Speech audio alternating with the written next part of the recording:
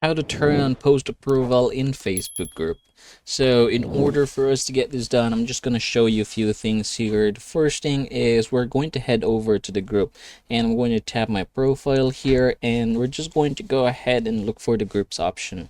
So now that we are in the groups, we're going to go ahead and click on your groups right here. And then we're going to go ahead and look for groups you manage. So go ahead and choose which group you'd like to do this one. For example, I'm going to do it for this particular group, so I'm going to open it.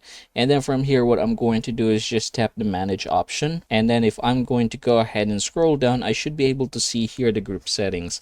I can go ahead and open it just like so.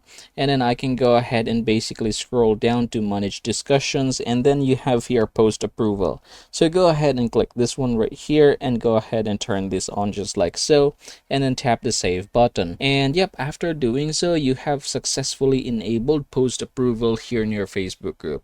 So that is how easy it is, everybody. I hope this video helps you out.